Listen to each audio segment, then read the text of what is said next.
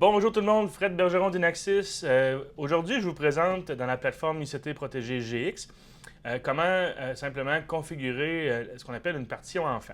L'application pour ça, dans l'exemple que je peux vous donner aujourd'hui, c'est par exemple, vous avez un site avec plusieurs bureaux et puis, dans le fond, il y a une partition qui est commune au travers de ces différents bureaux-là. Par exemple, un hall d'entrée, un corridor, une cafétéria, peu importe dans le fond.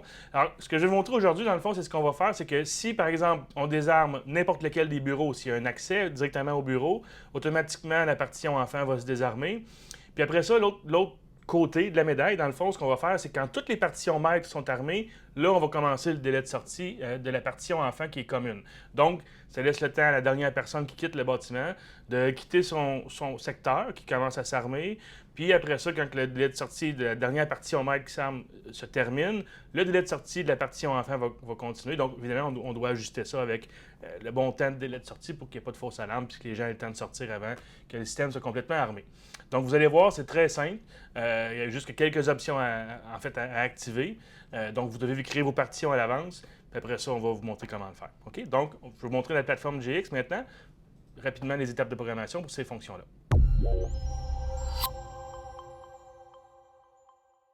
Donc, à partir de la page principale, désolé, je vais aller rapidement changer la langue. Je viens de me rendre compte que mon logiciel était en anglais. Désolé pour cette erreur. Ça ne sera pas long.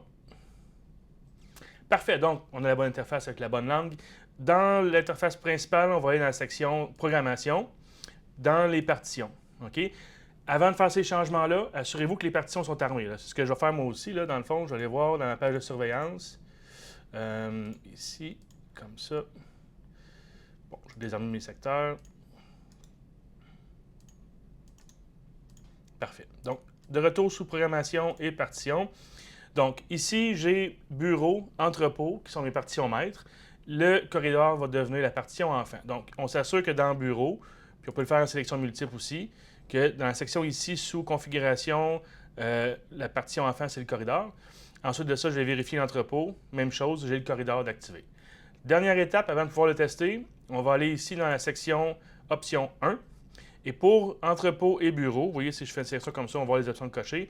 On va cocher armée, partition enfant. Armée enfant, si toutes les autres partitions sont armées, ça c'est très important.